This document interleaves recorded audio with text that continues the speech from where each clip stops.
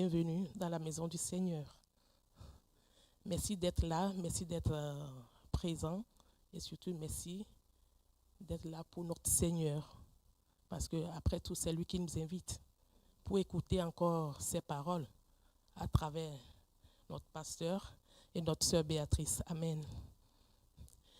J'aimerais vous présenter Libérés pour servir. Libérés pour servir, c'est un ministère qui se penche spécifiquement sur le domaine de la délivrance, qui est dédié à l'exercice d'inverser les esprits mauvais à travers l'autorité donnée aux chrétiens par Jésus-Christ.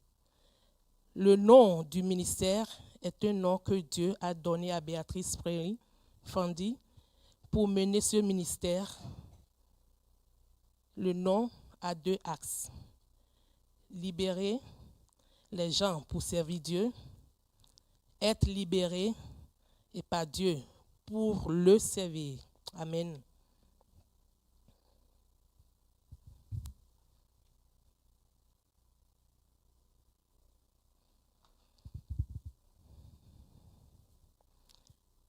Souvent, on voit les outils, l'approche, les outils de Dieu utilisés dans le ministère. Il y a les rêves, la prophétie, la délivrance, les visions, Dieu Père, Fils et Saint-Esprit.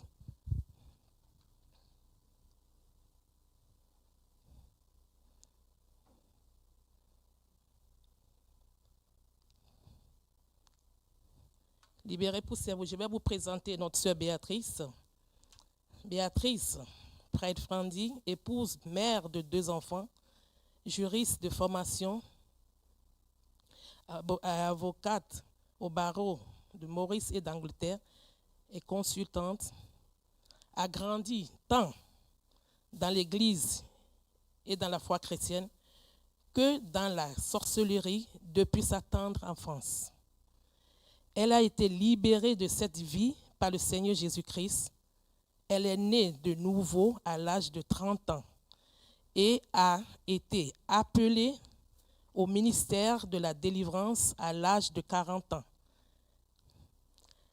Depuis, elle a commencé à enseigner sur le combat spirituel en novembre 2021 à l'église Viva de Sierre, où elle a tenu 2 séminaires sur le sujet en novembre 2021 et en février 2022. Elle a fondé le ministère Libéré pour servir en septembre 2022, dispensé 2 formations virtuelles sur la délivrance en janvier et mai 2023, ainsi que d'autres enseignements sur le sujet de l'occultisme au cours de l'année 2023. Béatrice s'est fait baptiser à l'église Vivacière ici, en octobre 2023, en Suisse, et elle sert Dieu depuis 2 ans dans le domaine spécifique de l'exorcisme. Béatrice mène le ministère Libéré pour servir avec un groupe de personnes qui collaborent avec elle dans les divers aspects du ministère, en sachant que le Seigneur se servira de ce ministère pour libérer d'autres captifs et le servir à leur tour. Amen.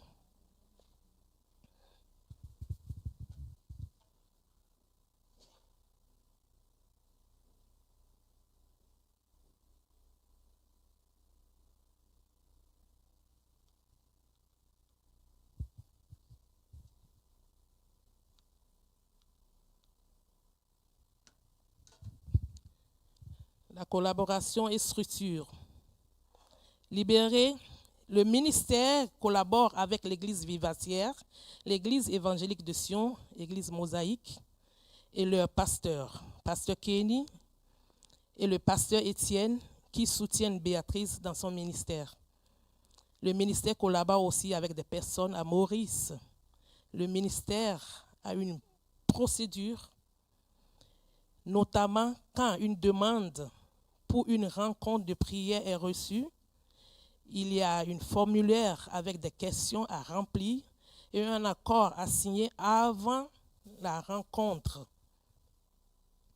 Ceci est valable surtout pour les personnes inconnues aux membres de l'équipe libérée pour servir. Béatrice examine chaque demande avant d'agréer une rencontre. Amen. Et puis, concernant la collaboration, on a aussi un groupe d'intercession spécialement pour libérer, pour servir. On a 3 grandes femmes. Disons, on est en tout 4 grandes femmes qui soutiennent en prière. Parce que c'est un ministère qui est vraiment attaqué. Donc, il faut des gens pour soutenir en prière. Amen.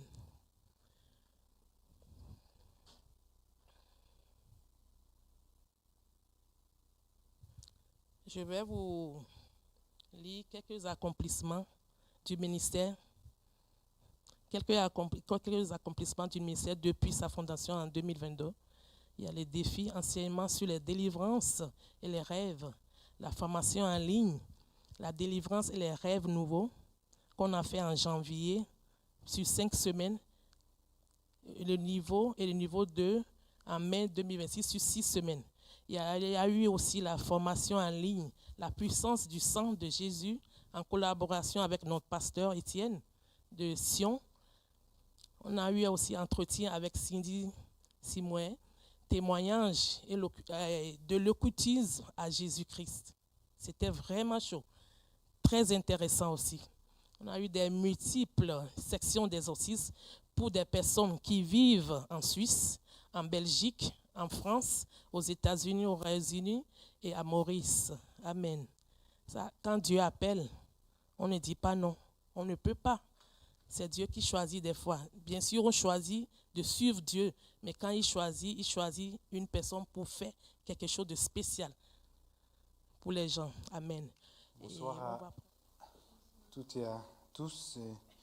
Toujours, il est vrai, un privilège et une grâce de pouvoir se réunir ensemble, avant tout pour rencontrer notre Seigneur, se laisser rejoindre, enseigner, mais aussi être dans cette communion fraternelle avec lui. Et c'est aussi le cœur de ce ministère libéré pour servir. Ce n'est pas juste d'être libre pour profiter de cette liberté, mais d'être libre pour ensemble pouvoir le servir et proclamer son nom, qu'il puisse être glorifié et honoré dans nos vies, au travers de nos vies et dans cette région, aussi en Valais. Nous allons en effet prendre, au travers de 2 enseignements, 2 moments pour réfléchir à cette grande question, les chrétiens face aux réalités, aux oppressions spirituelles. 1 heure est très court, on pourrait en parler des heures. J'ai trouvé une fois une petite série d'enseignements sur ce sujet-là. Il disait, vous avez 18 heures d'enseignement pour les bases. Mais j'aimerais quand même nous inviter à nous arrêter sur la première partie en ce qui concerne le discernement.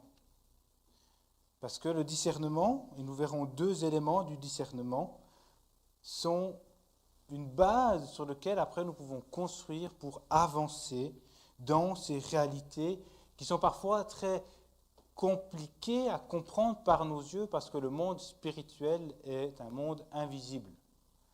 Et parfois, dans notre logique humaine, il est très difficile de conceptualiser quelque chose que l'on ne voit pas. Et nous allons d'abord aborder la question du discernement spirituel, qui pourrait être défini de la manière suivante. C'est la capacité d'évaluer ce qui est juste de ce qui est faux.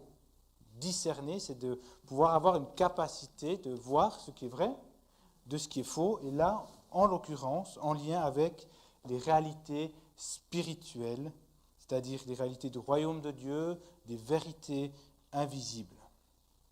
Et nous verrons dans un deuxième temps le don de discernement des esprits, qui là est un don donné par le Saint-Esprit pour évaluer les réalités spirituelles, mais dans le but d'édifier l'Église. Et nous allons surtout nous arrêter sur le premier élément, et nous prendrons aussi quelques instants pour nous arrêter sur le deuxième. Mais si nous revenons sur le discernement spirituel, qui est justement ce discernement, cette capacité d'évaluer ce qui est juste de ce qui est faux, ce discernement-là, ce n'est pas un don. Ce n'est pas quelque chose que l'on reçoit cadeau comme ça. Ce n'est pas non plus, j'arrive pas à passer au suivant, voilà. Ce n'est pas non plus réservé seulement à une élite chrétienne. Les pasteurs, les hommes et les grandes femmes de Dieu peuvent avoir le discernement spirituel et tous les autres, niet. Ce n'est pas cela. Le discernement spirituel, c'est quelque chose que tout le monde doit essayer de le développer parce que cela fait partie de la croissance du disciple de Jésus. Sans le discernement spirituel, on ne peut grandir dans notre marche avec le Seigneur. Et c'est une capacité, c'est quelque chose que nous devons faire grandir par, et nous verrons comment, par différents éléments, mais c'est quelque chose dans lequel nous devons faire des efforts. Et que tout chrétien doit faire ses efforts pour grandir continuellement. Et un texte qui, moi, nous aide à voir que c'est vraiment quelque chose pour tout le monde, c'est lorsque l'apôtre Jean dira dans 1 Jean, chapitre 4, des versets 1 à 3, mais jusqu'au verset 6 aussi, où il dit « Bien-aimés, ne vous fiez pas à tout esprit, mais mettez les esprits à l'épreuve pour savoir s'ils sont de Dieu. Car plusieurs prétendus prophètes sont venus dans le monde. Voici comment identifier l'esprit de Dieu. Tout esprit qui reconnaît que Jésus est le Messie, venu en homme, est de Dieu. Et si un esprit ne reconnaît pas que Jésus est le Messie venu en homme, il n'est pas de Dieu. C'est l'esprit de l'Antéchrist. Vous avez appris sa venue et maintenant déjà il est dans le monde. » Et il ne dit pas « Cher pasteur et responsable d'église, ne vous fiez pas à tout esprit. » Il dit « Bien-aimé. » Et au verset 4, il dira « Petit enfant. » Et on sait que dans les écrits de Jean, les petits-enfants sont ceux qui viennent de rencontrer le Seigneur, qui sont au début de leur marche de foi, et à eux, mettez les esprits à l'épreuve. Et ce discernement spirituel est fondamental, en particulier lorsqu'il est question des prétendus enseignants, des prétendus prophètes, qui vont faire croire qu'ils parlent de la part de Dieu aux hommes, mais qui en fait transmettent, n'ayons pas peur de le dire, des doctrines mensongères, des doctrines qui ne sont pas du royaume de Dieu, mais du royaume de l'ennemi, en fait, des doctrines de démons. Et c'est intéressant parce qu'il n'est pas dit de mettre les hommes à l'épreuve, mais les esprits. Parce que si, et nous le souhaitons dans le ministère respectif de chacune et chacun qui sert le Seigneur, que nous parlons de la part de l'Esprit Saint, que l'Esprit Saint parle au travers de nous.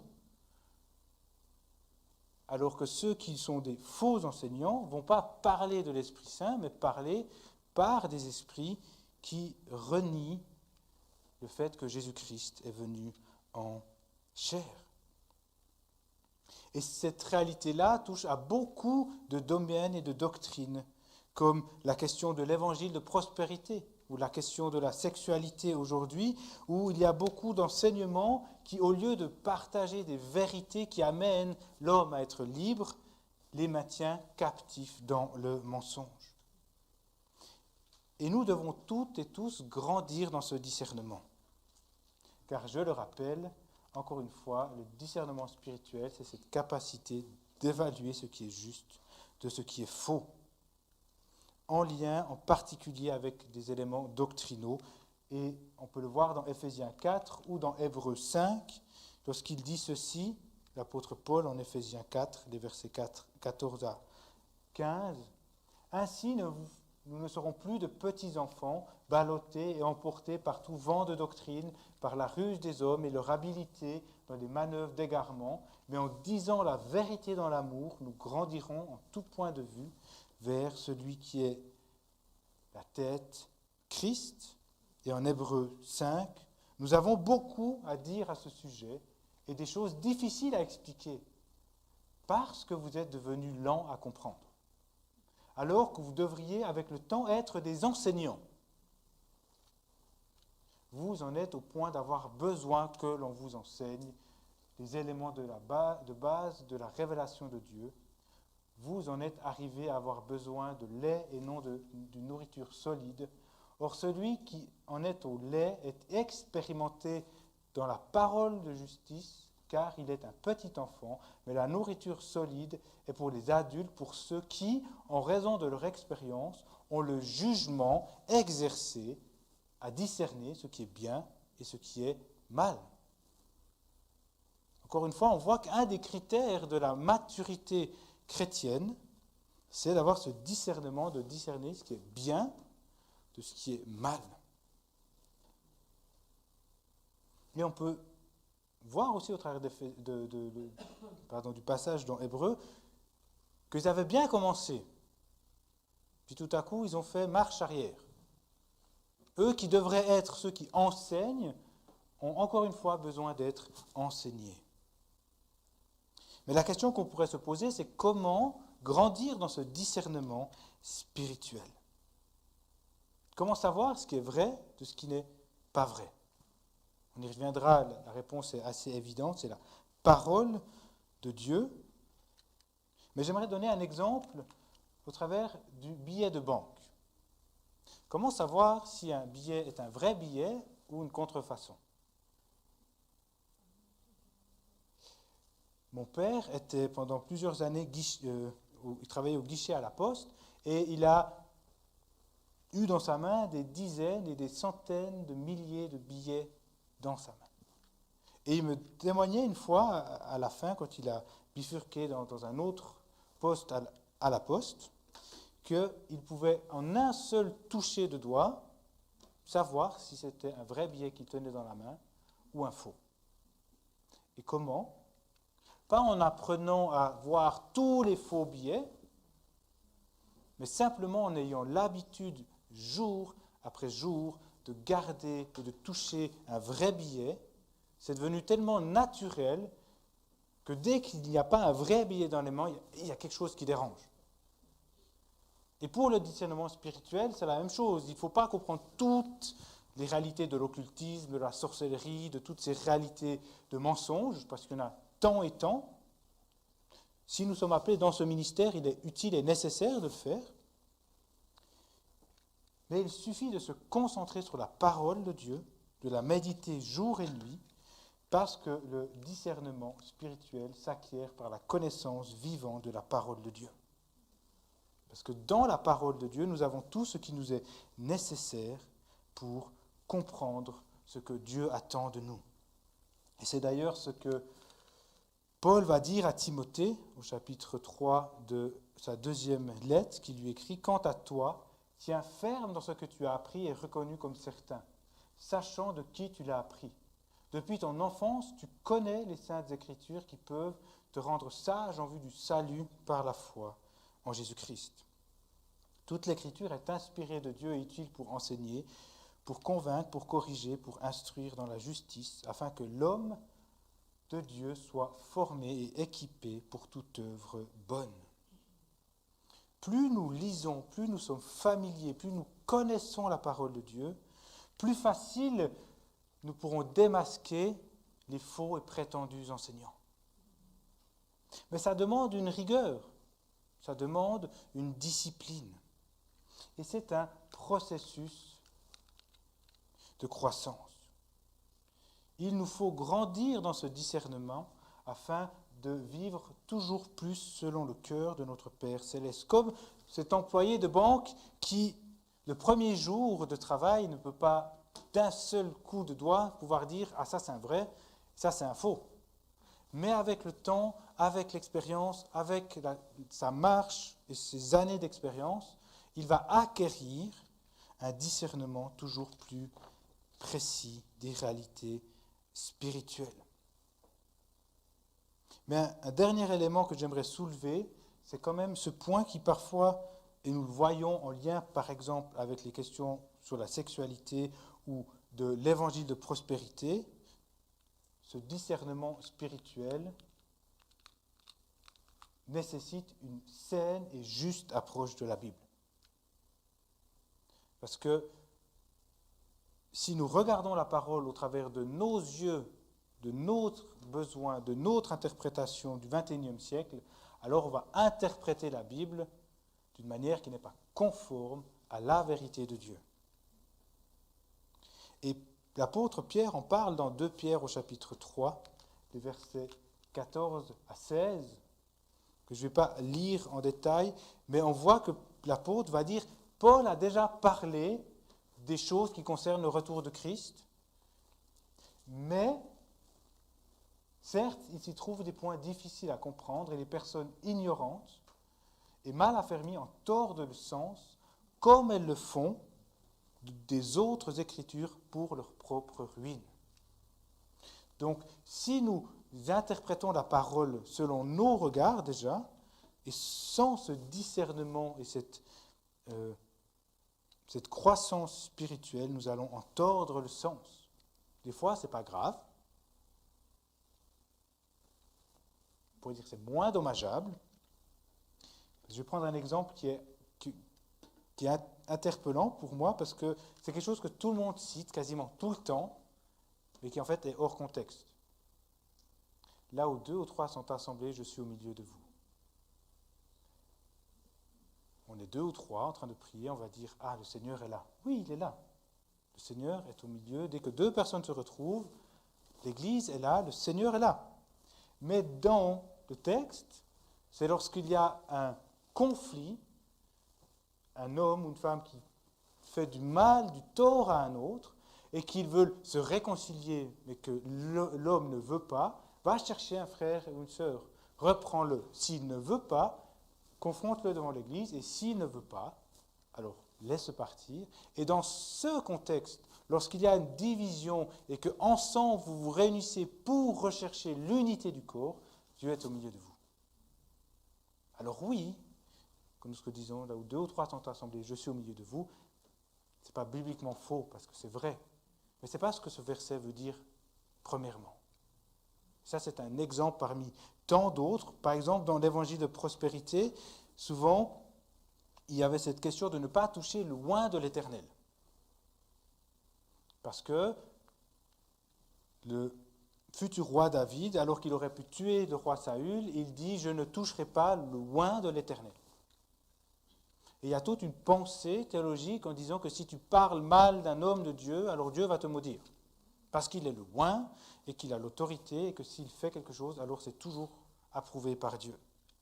Mais dans 1 Samuel, lorsqu'il est question du oint de l'Éternel, grosso modo, c'est un synonyme pour dire le roi. Simplement le roi. Alors qu'en plus, dans ce contexte, on sait que Dieu a déjà retiré l'onction au roi, mais il dit, puisqu'il est mon roi et que je suis un de ses serviteurs, je ne vais pas tuer mon roi parce qu'il est mon roi. Simplement cela. Mais pour aller dans le sens que l'homme veut, il tord le sens afin de s'approprier des richesses. Et on pourrait aller encore plus loin dans toutes ces questions-là. Mais avec ces 2-3 exemples, on peut déjà voir que le discernement spirituel est nécessaire pour comprendre ce qui est vrai. Et nous sommes dans un temps, mes frères et sœurs, où nous voyons de plus en plus de doctrines qui émergent et qui contredisent la vérité du Seigneur. Et ça va aller encore et encore plus dans ce sens-là. Et c'est une responsabilité de chacune et de chacun de grandir dans ce discernement, dans cette capacité de discerner ce qui est vrai de ce qui n'est pas vrai. Mais parfois, ce n'est pas suffisant lorsqu'il est question des réalités spirituelles. On verra un exemple en particulier dans le livre des Actes. Et c'est pour ça que le Seigneur a donné un don, en particulier le don de discernement des esprits.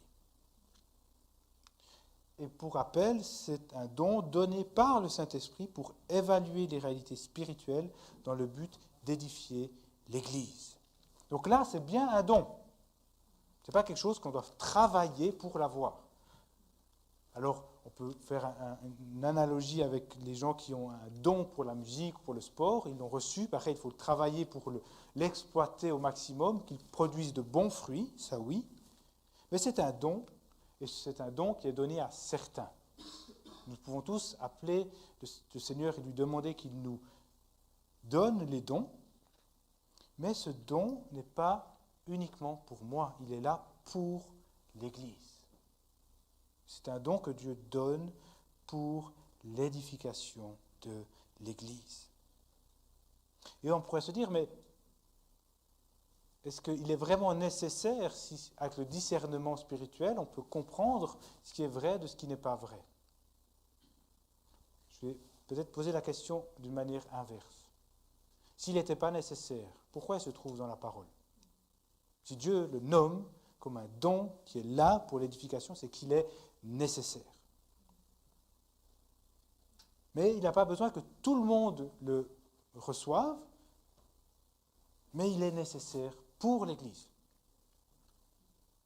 Et ce n'est pas un discernement possible par nos capacités, mais par révélation donnée par l'Esprit de Dieu. Et ça, c'est quelque chose qui est important de comprendre, c'est que c'est l'Esprit de Dieu qui révèle des réalités spirituelles. Et ce n'est pas, encore une fois, par nos propres capacités, nos propres réflexions, que nous pouvons comprendre ces réalités que Dieu révèle.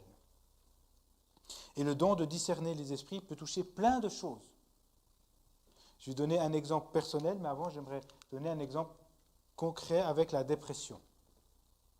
Une personne peut être en dépression pour bien des raisons différentes. Un burn-out, une fragilité psychique, des médicaments. Parfois, les effets secondaires des médicaments, c'est d'amener les gens dans la dépression. Mais ça peut aussi être un esprit.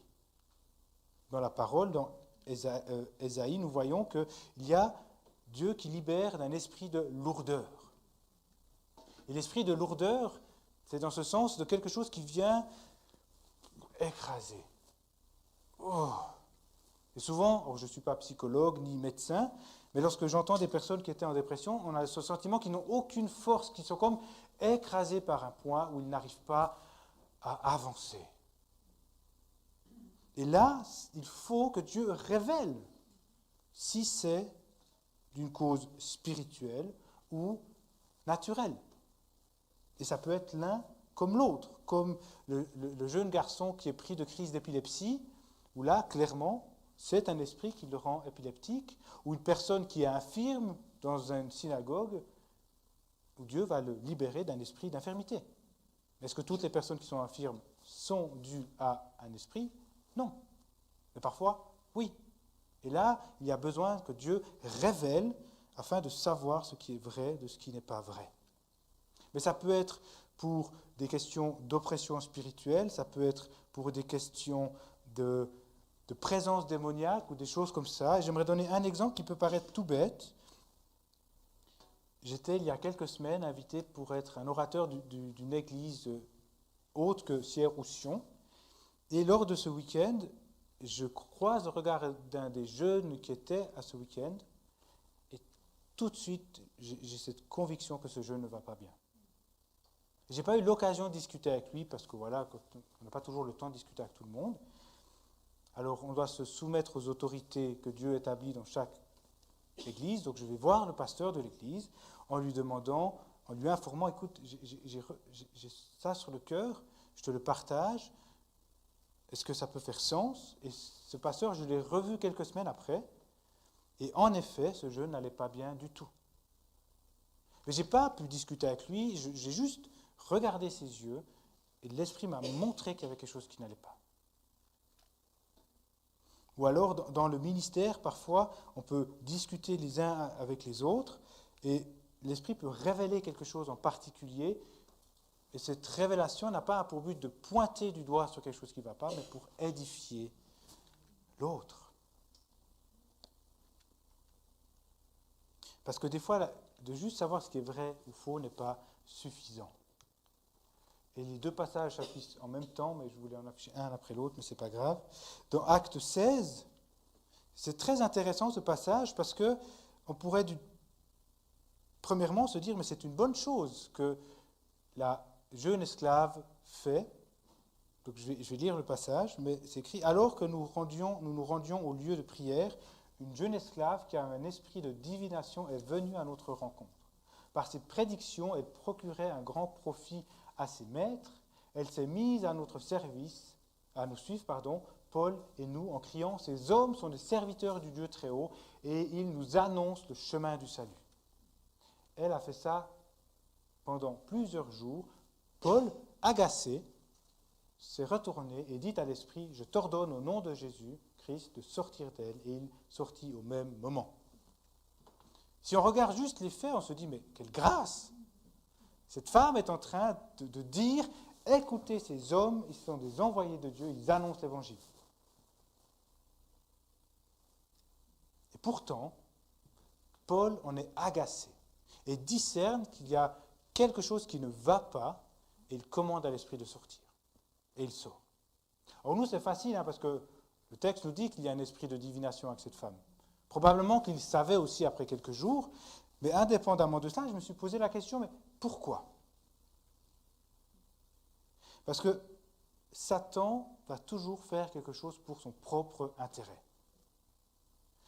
Et si on regarde aussi de manière générale comment l'apôtre Paul travaillait dans son ministère, il allait à un endroit, il restait un moment, puis il partait. Et si on se remet à la place de cet esprit de divination qui est dans cette jeune femme, qui peut avoir l'occasion de parler et d'être entendue, et ce qu'elle dit va s'avérer être vrai, lorsque ces hommes vont partir, vers qui les gens vont aller se tourner? Vers elle. Parce que ce qu'elle dit est vrai et a porté du fruit. Et c'est une interprétation qui peut être en tout cas cohérente. Et pour cette raison ou une autre, seul Paul le savait à l'époque, peut-être Luc qui a écrit aussi l'acte des apôtres, mais il en fut agacé. Et cet agacement, ce n'est pas juste « oh là là, il m'embête à me suivre tout le temps ». Le mot en grec, c'est vraiment d'avoir quelque chose qui nous oppresse, qui est lourd, qui est pénible. Et ça, c'est le don aussi de discernement des esprits. Ma femme, elle n'est pas là ce soir, mais elle peut être témoin lorsque, des fois, elle écoute ou j'écoute un prédicateur et que tout à coup, il commence à parler et pour moi, il est impossible d'écouter cette personne parler plus longtemps. Il y a quelque chose qui m'agace. Et souvent, après, je me dis, je vais quand même vérifier ce qu'il dit. Parce qu'il y a le don de discerner les esprits, mais il y a aussi le discernement spirituel. Et lorsqu'on évalue ces paroles, je dis, ah, mais maintenant je comprends. Parce que cette personne, en fait, est en train de prêcher un évangile de mensonge. Et un autre exemple où ce don est manifesté, c'est lorsque Paul va être confronté à Élymas, le magicien, ou Bar Jésus, où tout à coup, à la fin du passage, il est écrit alors, Saul, aussi appelé Paul, rempli du Saint-Esprit, fixa les regards sur lui. Et dit, homme plein de toute espèce de ruse et de fraude, fils du diable, ennemi de toute justice, ne cesseras-tu point de pervertir les voies droites du Seigneur? Le Saint-Esprit le saisit et il, paf, proclame une parole de vérité. Mais le discernement des esprits, ce n'est pas quelque chose qui rejoint nos convictions personnelles. C'est un don de Dieu. Parce que parfois on entend « Ah, mais ce qui s'est passé là, c'est bizarre. » Alors, ce n'est pas de Dieu. Parce que ça ne rentre pas dans nos critères théologiques.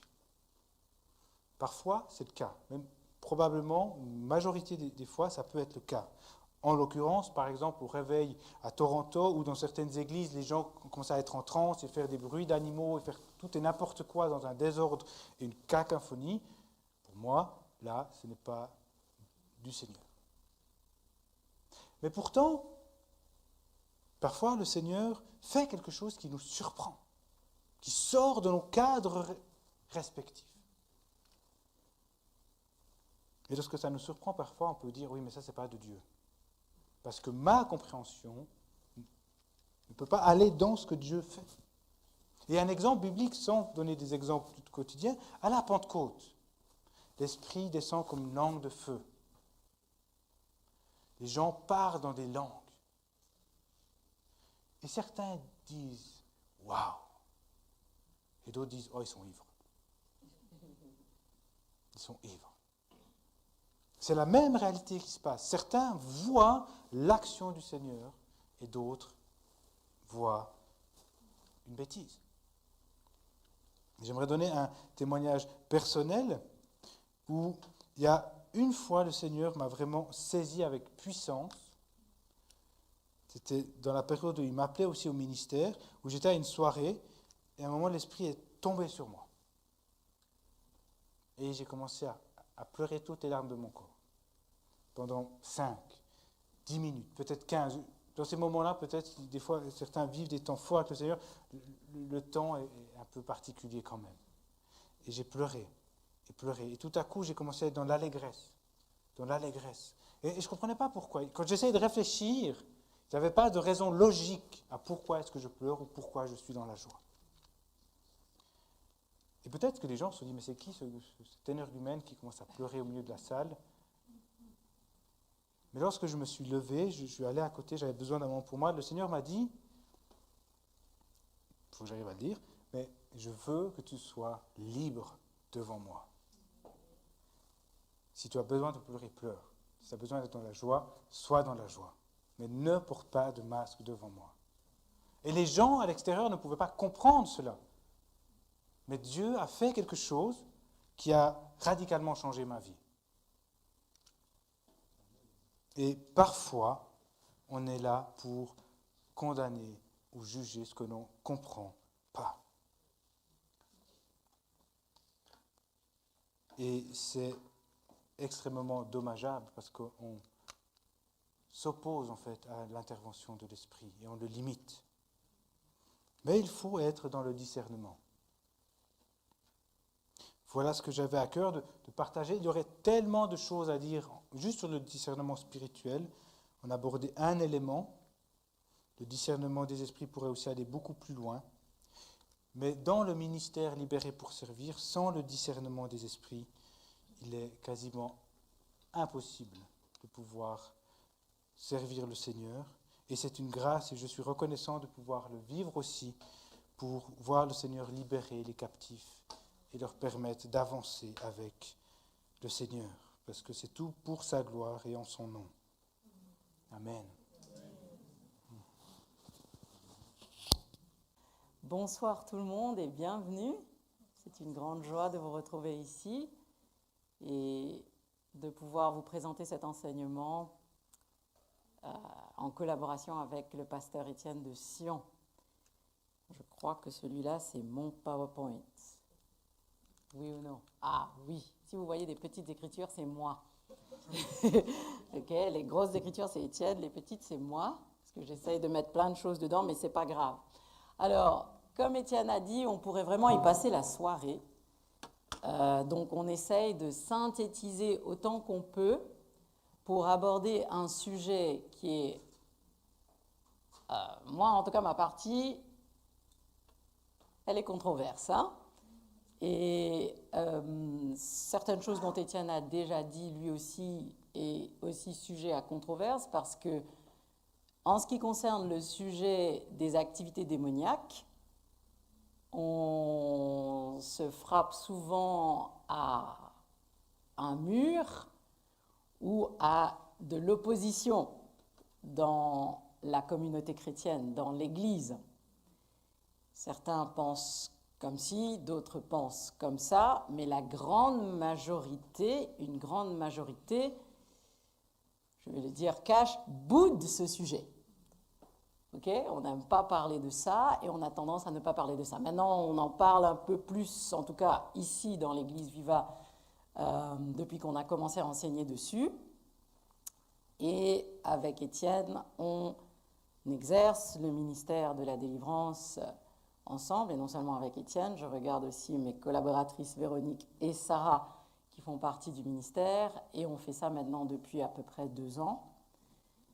Et on n'arrive plus, moi en tout cas, je n'arrive plus à ne pas en parler et à ne pas dire la vérité, parce que je pense aussi que ne pas dire la vérité, c'est un moyen aussi de rester captif et dans le mensonge en ce qui concerne ce sujet-là. Donc, on parle souvent de combat spirituel ou de guerre spirituelle, mais ce n'est pas vraiment mentionné dans la Bible. On ne mentionne pas un combat spirituel ou une guerre spirituelle dans la Bible. C'est juste que dans la Bible, il y a état d'un monde qui est visible et d'un monde qui est invisible. Si vous êtes ici, c'est que vous croyez en Jésus-Christ. Et si vous croyez en Jésus-Christ, vous croyez dans les choses invisibles, parce que vous ne le voyez pas. Vous croyez qu'il y a le Père dans le ciel, vous croyez qu'il y a le Père partout, vous croyez qu'il y a le Saint-Esprit que vous ne voyez pas. Donc le fait qu'il y ait un monde visible et un monde invisible, je pense que ce n'est pas un sujet à débat. D'accord ? En tout cas, pas pour vous qui êtes là. D'accord ? Dans Éphésiens 6, ne faites pas gaffe aux petites écritures, je parle d'Éphésiens 6 et je parle de Ésaïe 14, 12 à 15, je vous donne les versets déjà, et je parle d'Ézéchiel chapitre 28, 11 à 19. Donc Éphésiens 6, versets 12 à 17, Ésaïe 14, versets 12 à 15, et Ézéchiel 28, 11 à 19. Où, dans Éphésiens 6, on parle d'un combat contre des êtres spirituels, des êtres qui sont dans les cieux, quand on parle de l'armure de Dieu. D'accord ? Mettez toute l'armure de Dieu, la ceinture de la vérité, les chaussures de l'évangile, le casque du salut, le bouclier, la cuirasse de la droiture, le bouclier de la foi et l'épée. Il y a dans ces armes six armes de combat. Donc, vous avez 5 armes qui sont des armes de défense et dont une qui est une arme d'attaque. Et la seule arme d'attaque, c'est la parole de Dieu. C'est l'épée, la parole de Dieu, qui est la parole vivante, l'esprit. D'accord ? Donc, dans ces versets-là, on parle là d'êtres spirituels. Et dans la version grecque, on parle d'une lutte entre les êtres avec un corps et des êtres sans un corps. Dans Ésaïe chapitre 14, on voit un peu la provenance de ces êtres spirituels parce que là, on parle de la rébellion de Lucifer dans le ciel. Et le prophète explique un peu pourquoi il a rebellé, parce qu'il a voulu s'élever, il a voulu être comme Dieu, il avait de l'orgueil, il voulait... Voilà, 5 fois dans le texte, il voulait se rebeller contre la volonté de Dieu parce qu'il voulait s'exalter lui-même. Il avait de l'ambition et l'orgueil, etc. Et dans Ézéchiel, le prophète fait un parallélisme ou une analogie entre le prince de Tyr, qui se comporte là comme un dieu, et les principautés maléfiques qui sont dans les cieux. Tout ça pour dire que il y a un monde spirituel et il y a un être qui est à la tête du monde spirituel, qui est le royaume de Dieu, et il y a le monde, pas le monde, je vais dire le royaume de Satan, le royaume de l'ennemi de Dieu, d'accord ? Lucifer, qui a voulu s'exalter et être comme Dieu, est devenu Satan. Okay, maintenant, on parle de lui comme Satan. Vous le voyez dans l'Ancien Testament, dans le livre de Job, on parle de Satan. Dans 1 Chronique 21:1, on parle de Satan. Pardon, je n'ai pas bougé. Donc, il y a un royaume de Satan. Il y a dans le livre de Zacharie aussi, on mentionne le nom de Satan. Et dans le Nouveau Testament, il y a plusieurs endroits. Moi, je suis en train de vous donner des exemples. Il y a Matthieu 16, 23, Luc 10, 18.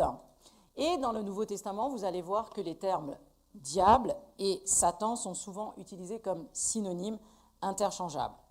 OK ? Et le terme vient de l'hébreu Satan, qui signifie s'opposer. Le terme Satan désigne d'abord dans l'Ancien Testament un adversaire, et puis particulièrement celui qui exerce devant un tribunal la fonction d'accusateur. OK ?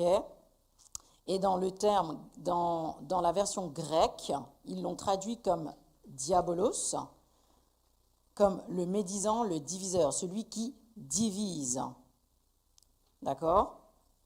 J'aimerais vous inviter à une réalité spirituelle qui est le fait que Satan a un royaume qui est bien organisé. Okay? Satan a un royaume et son royaume est organisé. Ne croyez pas qu'ils sont confus, qu'ils sont dans le désordre, qu'ils ne savent pas ce qu'ils font. Okay? Ce sont des êtres qui, de un, existent, de deux, ils sont aussi... Attention, hein, quand je dis qu'ils sont partout, je ne suis pas en train de dire que Satan est omniprésent. Non, ils sont nombreux et donc ils sont dans plusieurs endroits, mais Satan n'est pas omniprésent comme Dieu. D'accord? Il ne peut pas être partout à la fois. Il peut être dans un seul endroit d'ailleurs à la fois. Ok? Dans le livre de Daniel, je continue un peu sur... Non, ça je passe. Dans le livre de Daniel, chapitre 10, versets 13 et 20, là, Daniel fait état d'un lieu dans le ciel où il y avait un conflit qui se passait. Est-ce que vous savez de quoi je parle là? Le conflit qui se passait parce que Daniel, il jeûne et il prie. Voilà. Et il attend la réponse de Dieu à ses prières. Et après, il a la vision, il voit un ange qui le visite et qui lui dit, voilà, depuis que tu as commencé à prier, le Seigneur a entendu ta prière et il m'a envoyé pour donner la réponse, mais je suis résisté par le prince de Perse, une entité qu'on ne voit pas, parce que c'est un ange qui lui parle. Je suis résisté par le prince de Perse depuis 21 jours et il y a l'ange Michael qui est venu pour m'aider pour combattre ce prince de Perse. Ok? Il parle d'un conflit qui se passe dans un monde où? Dans un monde spirituel. D'accord? Daniel parle d'une révélation, d'un grand conflit invisible qu'il a dans une vision. D'accord? Et j'attire votre attention sur le fait que ce combat commence d'abord sur la terre parce que ça commence quand Daniel se met à prier et à jeûner. Donc nos actions peuvent susciter l'activité des anges. Non seulement ça peut, mais ça suscite les activités des anges. D'accord? Dans Éphésiens 2, j'ai mis Éphésiens 2 ici, on parle de la puissance de l'air.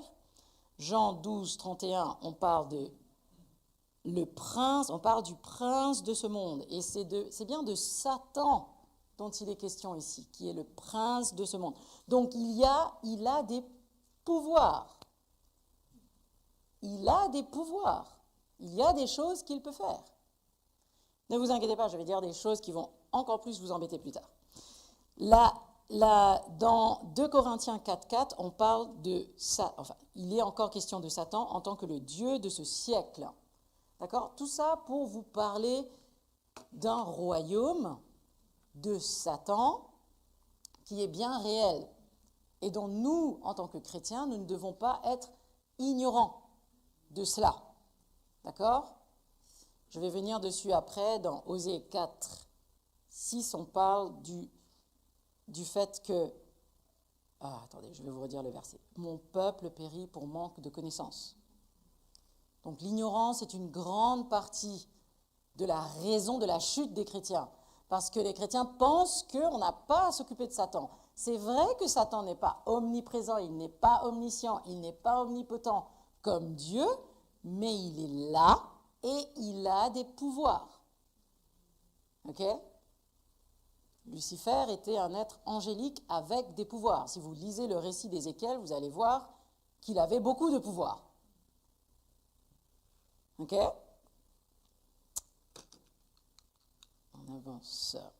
On avance. Donc, le but de la discussion qu'on est en train de faire aujourd'hui, c'est pas d'essayer de voir le diable partout et de donner beaucoup d'importance au diable, mais le but, c'est de ne pas être ignorant sur ce que le diable fait et sur ce que le diable peut faire. Okay? Parce qu'il a, dans son royaume, il a beaucoup d'êtres avec lui, qui travaillent avec lui, qui travaillent pour lui. Et là, je parle des êtres invisibles. Mais il y a aussi ceux qui sont visibles, les humains, qui travaillent avec Satan. Ok? Ah, non, avant celui-là, pardon. J'ai déjà parlé de l'armure de Dieu et le combat qu'on a vu dans le ciel. Vous savez, dans le ministère, une grande partie du ministère de Jésus-Christ était de chasser les démons. Hein. Une grande partie. Je dis bien une grande partie. On ne sait pas combien de démons il a chassés, on ne sait pas combien de malades il a guéris. Il y a dans un récit dans l'évangile de Marc où il est écrit que on lui a ramené tous les malades, tous les démoniaques, toutes les personnes qui étaient démonisées et tout ça, et que tous étaient guéris. Tous étaient guéris. On ne sait pas combien, mais tous. Ok ? Donc, il n'y a pas de tabou dans la Bible sur le fait que les gens avaient des démons, hein, et que Jésus les a chassés, que ses apôtres aussi ont chassé des démons, que les disciples aussi ont chassé des démons. D'accord ? Donc, j'aimerais là juste faire une distinction importante, c'est mon troisième point là, sur le terme qu'on utilise dans la Bible pour dire si une personne a un démon. Parce que moi, là, je n'ai même pas énoncé ma partie 2, parce que Étienne a parlé sur les discernements, ma partie 2, c'est est-ce qu'un chrétien peut avoir un démon? Pour être cash, oui. D'accord? Désolé, c'est pas agréable, mais c'est la vérité. Et non seulement oui,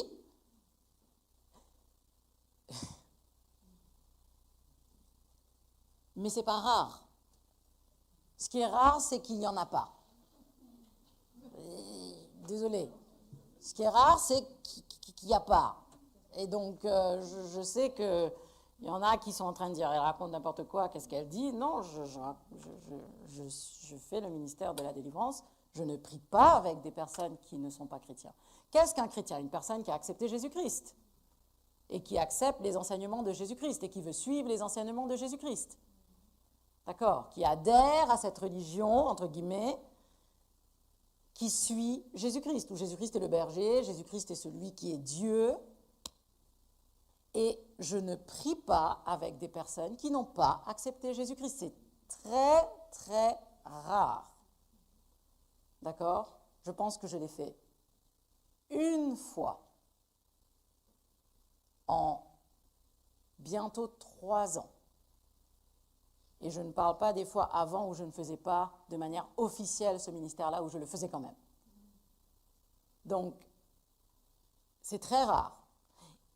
Et n'oublions pas qu'il y a le verset, peut-être Étienne tu peux me rappeler, mais je ne me rappelle pas exactement du verset, où Jésus parle d'un esprit mauvais que quand il quitte la maison de quelqu'un, il part, il marche, il va dans les lieux arides, il est fatigué, et après il dit « Tiens, je vais aller chercher des copains. » Et je vais retourner. Pardon? C'est lequel? Il y a quelqu'un qui me dit le verset là? Non, personne. Ok. Et il se dit, c'est dans Marc, mais je me rappelle. Non, c'est dans Matthieu, je crois. Mais en tout cas, c'est ça le point culminant, c'est que l'Esprit dit, je vais retourner dans la maison d'où je suis sorti. Et il retourne dans la maison où il est sorti et il voit que la maison a été balayée, la maison est propre. Okay? Et la maison est vide. D'accord? Et il se dit, tiens, je vais aller chercher des copains. Et il ne va pas chercher que des copains, il va chercher des copains 7 fois plus méchants que lui en plus. Plus méchants que lui, et il revient avec 7 autres. D'accord? Donc si la maison de quelqu'un est vide, la maison de quelqu'un, c'est le corps. Notre corps est le temple du Saint-Esprit. Si notre corps n'est pas habité par l'Esprit de Dieu, la parole de Dieu, qu'on ne se nourrit pas de ça, notre corps, notre temple est vide et ouvert aux esprits démoniaques. Ok, la porte est grande ouverte. Hello, vous pouvez rentrer. Non, je plaisante, mais c'est un peu ça. Ok? Donc, moi, en tout cas, je ne le fais pas. Je l'ai fait peut-être une fois parce que vraiment Dieu m'a juste dit de faire. Mais en principe, je ne le fais pas à cause de ça. Parce que peut-être je prie avec quelqu'un et après, la personne part et est dans une situation encore pire qu'avant. Parce que la personne ne connaît pas Jésus-Christ, la personne n'a aucune défense. Ok?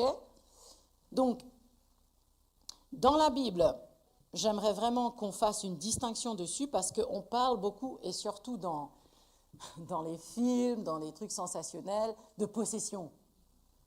On parle de possession, qu'il y a des possédés, ils sont possédés dans le film L'Exorcisme et tout ça. Les gens sont possédés.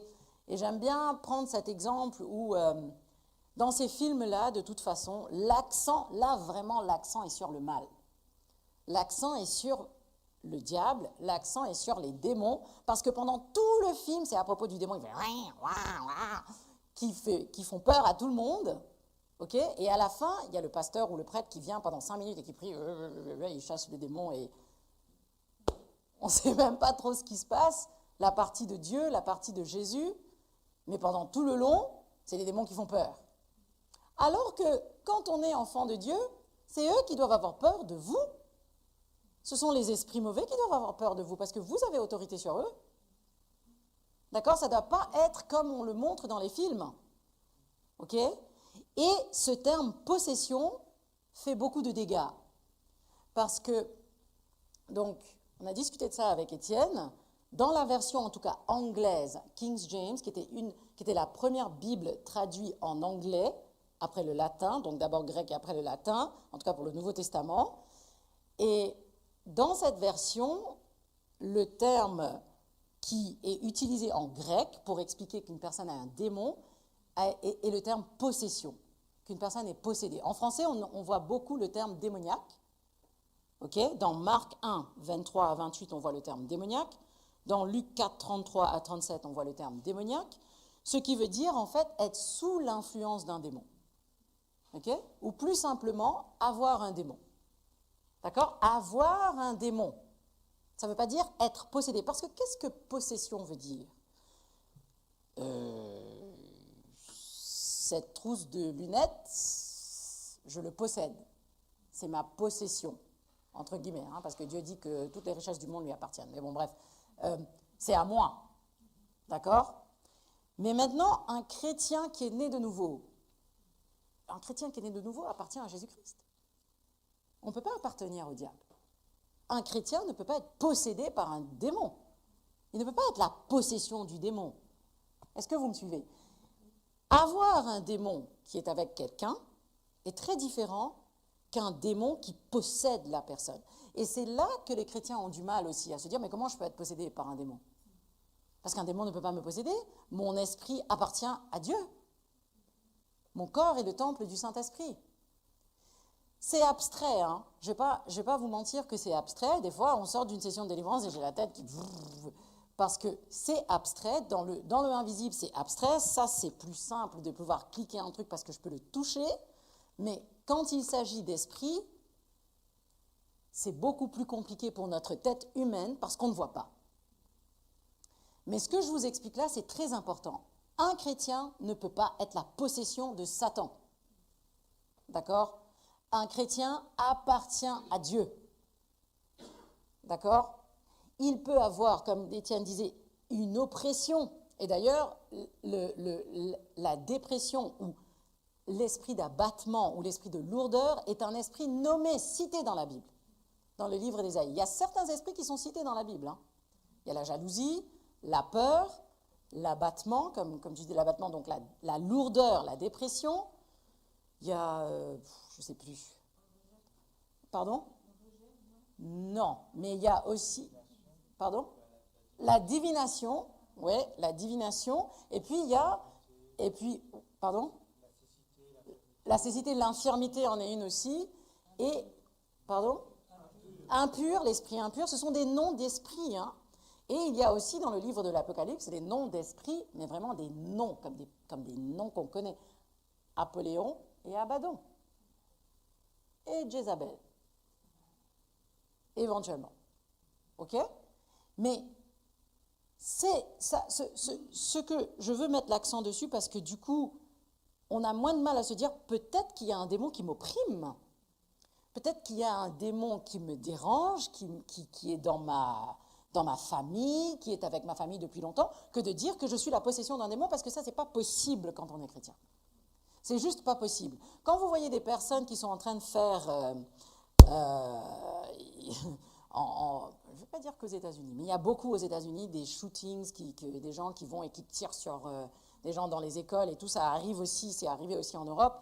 Mais c'est moins commun en États-Unis. Aux États-Unis, franchement, on entend ça quasiment toutes les semaines ou une fois toutes les 2 semaines.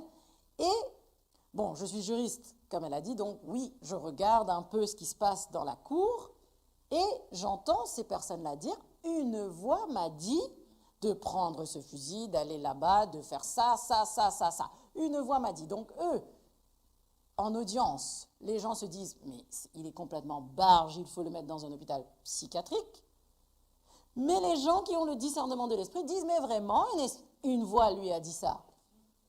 Il a vraiment entendu une voix lui dire ça. » Et ce n'était pas la voix de Dieu ou la voix d'un ange. C'était la voix de quelque chose qui appartient au royaume de l'autre côté, au royaume de Satan. C'est clair. Parce qu'il est là pour faire quoi? Pour tuer, pour voler, pour détruire, pour nuire. La destruction, c'est son programme. Je dis toujours, le programme de Satan, il n'y a pas de surprise. Le programme de Dieu, il y a des surprises. Le programme de Satan, c'est de détruire. Ok? Toujours. Alors, donc ça, je voulais faire la distinction dessus. Juste pour vous dire que le mot grec pour démoniaque, c'est daimonizomai, et ça veut dire avoir un démon. D'accord? Donc, possession, non, et c'est important, parce que quand vous voyez des films qui vous parlent de possession, peut-être les gens qui n'appartiennent pas à Dieu peuvent être possédés. Et là, vraiment, c'est des gens qui vont aller faire tout et n'importe quoi. Maintenant, les démons ne se cachent plus. Honnêtement, maintenant, pendant les audiences, des fois, en cours ou même ailleurs, vous voyez qu'il y a quelque chose d'autre qui est en train de parler à travers la personne. Attention, les démons parlent. Hein? Les démons parlent. OK? Donc, ça va? Vous êtes encore avec moi? Je ne vous remue pas trop. Oui, Marc-Aurèle. La référence que tu cherches dans Matthieu, c'est le chapitre 12. Ah, merci. OK, sur... Verset 43 à 45. OK, merci. Merci. Oui, c'est ça quand l'esprit parle. Merci beaucoup. Voilà, chapitre 12, 43 à 45. Merci beaucoup. OK? Ça va? Vous n'êtes pas trop fâchés avec moi encore? Non, ça va. OK. On va regarder un petit peu maintenant. Donc, j'ai déjà répondu à la question. Étienne aussi avait une fois répondu à la question quand j'étais à Sion. Est-ce qu'un chrétien peut avoir un démon? La réponse est oui. Les portes subtiles d'entrée. Parce que les démons, ils doivent avoir un moyen de pénétrer. Et je vais essayer de vous faire un petit dessin tout à l'heure. Malheureusement, je n'arrive pas à mettre le tableau plus haut, donc peut-être plus tard, vous pourrez venir voir, pour vous montrer dans quel endroit ils habitent. D'accord? Il faut qu'ils aient un moyen d'entrer. Matthieu d'abord, chapitre 6, verset 22. La Bible parle des yeux. OK? Les yeux qui étant, je sais plus, la lampe du corps. Voilà. Ce que on nourrit aussi nos yeux, ce dont on nourrit nos yeux aussi, est très important. Parce qu'on peut avoir toutes sortes de pensées à travers ce qu'on voit. OK? Très important, Éphésiens 4, versets 26 à 27, parle de ne pas laisser la place au diable. La place au diable, c'est un endroit, ne pas lui donner un endroit où il peut opérer. D'accord? Ce dont on nourrit notre corps, que ce soit à travers les yeux, que ce soit à travers les oreilles, que ce soit le corps dans son ensemble, il faut qu'on soit vigilant de ne pas laisser une place au diable. OK? Parce que les démons ou le diable, ils ne vont pas attendre que vous ouvrez la porte et que vous leur dites « entrez ». Okay, ce sont des bourreaux. Ils entrent quand ils ont une occasion, une opportunité. C'est pour ça qu'ils guettent. La Bible dit que ils guettent, le diable guette comme un lion rugissant. Il cherche qui dévorer. Okay? Et il cherche tout le temps. Ne croyez pas que parce que vous venez à l'église et tout ça, vous êtes en sécurité. Il cherche tout le temps. Oui, on est enfant de Dieu. On est habité par le Saint-Esprit. Oui, on a Dieu avec nous, mais attention, il cherche qui il peut dévorer. D'accord? 1 Corinthiens 3,16, le corps dans son ensemble. Et j'avais mentionné Osée 4, 6, mon peuple est détruit parce qu'il manque la connaissance. Et l'ignorance, vraiment, je mets l'emphase là-dessus. D'accord? Et Galates 6, verset 7, on récolte ce qu'on sème. On récolte ce qu'on sème, ça veut dire ce que ça veut dire. D'accord? J'avance, mais il ne veut plus avancer. Ah, voilà. OK. Je parle maintenant. Maintenant, je vais vous dire, en faisant ce ministère, et aussi, bien sûr, avec ma propre expérience aussi, ayant grandi, comme Véronique a dit, autant dans l'Église que dans la sorcellerie, j'arrive à ce constat où il y a 2 portes principales d'entrée. Et les malédictions font une grosse portion de la porte d'entrée des démons. Okay? J'ai mis la malédiction de Dieu ici, mais je ne peux pas vraiment parler de la malédiction de Dieu en tant qu'une porte d'entrée pour les démons, parce que ça, c'est Dieu qui a maudit. D'accord? C'est Dieu qui a maudit. Dans Genèse 3, il maudit la terre, il maudit l'homme et il maudit la femme. Tu enfanteras par la douleur et toi, tu travailleras à la sueur de ton front, etc., etc. D'accord? C'est Dieu qui a maudit, et j'aimerais que quelqu'un vienne me dire que non, aujourd'hui, les femmes n'enfantent pas dans la douleur. Ça arrive, mais dans la majorité des cas, ça fait mal. OK? Les mamans m'entendent. Dans la majorité des cas, ça fait mal. Et c'est Dieu qui a fait ça comme ça. Donc, je l'ai mis ici parce que je parle des malédictions, mais je ne peux pas mettre ça comme une porte d'entrée. Parce que ça, c'est vraiment Dieu qui a dit, et c'est comme ça. Okay? J'ai mis la malédiction de la loi, mais aujourd'hui, nous sommes, je pense, dans Galates 3, 13, où, à cause de la mort de Jésus-Christ sur la croix, nous avons le pouvoir de briser les malédictions. Nous ne sommes plus sous la malédiction de la loi. Parce que de toute façon, la loi, personne ne peut tout faire qui est sous la loi. On ne peut pas. C'est impossible. Okay? Merci Dieu, on est sous la grâce. Mais je les cite, je les énumère ici, mais je vais arriver à la fin où vraiment c'est le creux du problème, c'est le dernier. Et le troisième là que je vais mentionner, la malédiction par l'action de l'homme, donc le péché. Proverbe 3, 33 dit que la malédiction du Seigneur est dans la maison d'un méchant. La malédiction pour le culte des idoles, l'idolâtrie, Exode 20, verset 5. La malédiction par la parole, j'attire votre attention dessus. Est-ce que vous maudissez avec votre parole? Parce que Proverbe 18, 21 dit que le pouvoir de la mort et de la vie sont au pouvoir de la langue. Pas de la vie et de la mort. De la mort d'abord et de la vie. Tu peux maudire ou tu peux bénir avec ta bouche. D'accord? Pensez à ça. Et tu peux te maudire toi-même aussi avec ta bouche. Et quand tu te maudis avec ta bouche, tu ne sais pas qui entend ça. Ok? Tu ne sais pas qui entend ça. Parce qu'on dit, il y a des êtres spirituels autour de nous qu'on ne voit pas. Et tu peux maudire toi-même, tu peux maudire un ami, tu peux maudire ton époux, ton épouse, tu peux maudire tes enfants. Parce que tu as autorité sur eux. Je le dis aussi pour moi. Les malédictions générationnelles. Il n'y en a pas, ça n'existe pas. Il n'y a pas, nous, on ne peut pas avoir des malédictions des ancêtres. Si! Lamentation 5, 7. Je vais vous le lire, moi. Si quelqu'un veut me le lire, ça m'aide. Parce que sinon, je dois retirer ce qui est devant moi. Lamentation 5, 7. Dans Lévitique 40, 45, il est question de demander pardon pour les iniquités des ancêtres. Elia? Ah, c'est bon. Le diable est un menteur, ça marche toujours. Lamentation 5, 7. Nos pères ont péché, ils ne sont plus, et c'est nous qui portons la peine de leur iniquité. Ok, amen. Moi, je vais vous dire, on peut débattre, on peut dire que c'était sous l'Ancienne Alliance. On peut dire ça. Ok? Peut-être que si je ne faisais pas le ministère de la délivrance, moi aussi, je dirais ça. Mais je vous dis, en tout cas, l'expérience me prouve le contraire. Qu'il y a beaucoup de malédictions qui, malheureusement, leur source, c'est les ancêtres. Ce que les ancêtres ont fait et qu'ils n'ont pas repenti, qu'ils n'ont pas renoncé à ça.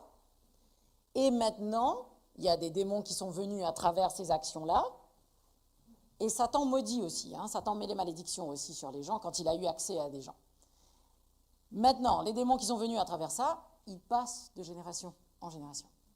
Je suis désolée, ça casse, même moi je me demande pourquoi Dieu fait ça comme ça, ou pourquoi il le permet en tout cas. Au mieux il le permet, même s'il ne le fait pas, au mieux il le permet, mais c'est comme ça. Beaucoup de personnes vivent en ne se posant pas la question. Regarde, ma grand-mère était divorcée, ce n'est pas mon cas, hein, je donne un exemple.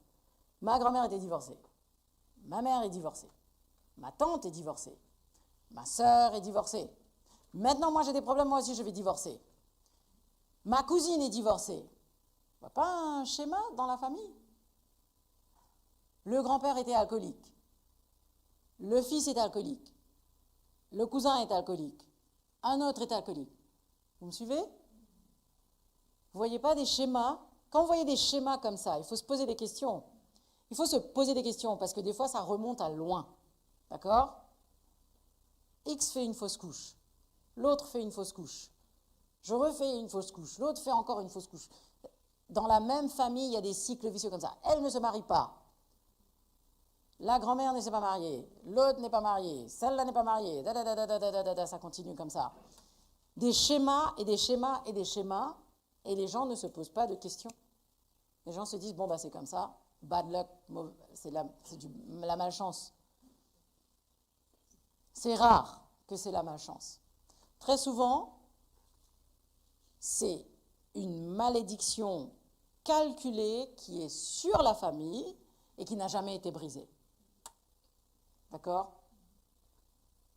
Donc, la malédiction générationnelle qui n'existe pas, faux. La malédiction générationnelle, non seulement elle existe, mais elle est malheureusement aussi, mon constat en tout cas, et je ne sais pas pour Étienne qui fait aussi ça avec moi, et Véronique aussi, mon constat c'est que c'est souvent la première porte d'entrée. La première porte d'entrée. Et la personne n'a rien fait, pas forcément par rapport à ça. Je vais vous donner un exemple très fort. Déjà, dans mon cas, c'est la sorcellerie. Mais un autre exemple très fort, la franc-maçonnerie. Un ancêtre qui était franc-maçon, X temps, tu vois des schémas dans la famille de la personne, et pendant une session de délivrance, il y a un esprit qui dit son ancêtre était franc-maçon. Ok? Attention, hein, quand je dis que les démons parlent, nous, on n'est pas intéressés à les écouter. Hein. On n'est pas intéressés à ce qu'ils nous racontent leur vie. C'est si on n'arrive pas, si ça perdure, on commence à poser des questions. Mais la plupart du temps, on préfère qu'ils ne parlent pas. Ok? Donc, maintenant, sur l'argument de l'ancienne alliance, quand on regarde l'Apocalypse 22, versets 1 à 3, on voit qu'en ce qui concerne les malédictions, en tout cas les malédictions que Dieu a prononcées, que la rédemption totale, ou plutôt la rédemption finale de la malédiction n'est pas encore venue. Parce que c'est quand Jésus-Christ va revenir que toutes les malédictions seront révoquées et que toutes les malédictions seront retirées. Le livre de l'Apocalypse nous dit que c'est quand Jésus revient que ça termine. Donc ce n'est pas fini. D'accord? Même si Jésus-Christ nous a donné le pouvoir de briser certaines malédictions, enfin la malédiction en tout cas de la loi, comme il est écrit dans Galates, mais toutes les malédictions sont révoquées quand Jésus-Christ revient. Ok? Maintenant, il y a d'autres choses que Jésus-Christ a abolies. Il a aboli le pouvoir du péché sur nous, parce que nous pouvons être rachetés, nous pouvons être pardonnés. 1 Jean 1,9 celui qui demande, qui confesse ses péchés, qui demande humblement pardon à Dieu, il est sincère et fidèle pour pardonner non pas une, mais toutes nos transgressions. Ok? Donc, à travers la mort de Jésus-Christ, nous pouvons être rachetés du péché. Mais ce n'est pas pour autant qu'on ne pêche pas. Donc le péché est toujours là. La mort, à cause de Jésus-Christ, nous aurons la vie éternelle dans un nouveau corps. À cause de Jésus-Christ, nous aspirons à rejoindre le Père dans le ciel. Et nous avons droit aussi à venir devant le trône à cause de Jésus-Christ. Dans Hébreux 10, il est écrit qu'à cause de ça, nous pouvons maintenant, en tant qu'enfants de Dieu, nous pouvons venir devant le trône de Dieu. Et nous aurons la vie éternelle. Mais ce n'est pas pour autant que dans ce corps, on ne va pas mourir. Donc pour les malédictions, il en va de même. Et c'est délicat. Et il y a des fois où, comment est-ce que je peux expliquer ça? Ben, je ne peux pas. Je ne peux pas. Je sais ce que la Bible dit, et je peux donner des explications par rapport à la Bible, mais comment j'explique qu'effectivement un enfant naisse avec la malédiction de son ancêtre? Je ne peux pas. Je constate que c'est vrai. C'est tout. J'arrive. Le lieu d'entrée, la demeure des démons. Où est-ce qu'ils habitent vraiment? Alors, Thessaloniciens 5, 23 et Hébreux 4, 12, parce que je crois que vous n'arrivez pas à le voir. Donc, Thessaloniciens 5, 23 et Hébreux 4, 12 parlent du fait que nous sommes tripartites. Nous sommes faits d'un corps, d'une âme et d'un esprit. Ouf. Allons faire un truc qui est un petit peu plus drôle. Comment je vais faire, je ne sais pas, mais je vais essayer.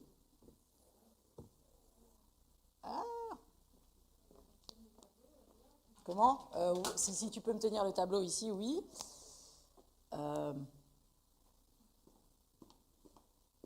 Bon, mon fils dessine mieux que moi, hein. Merci.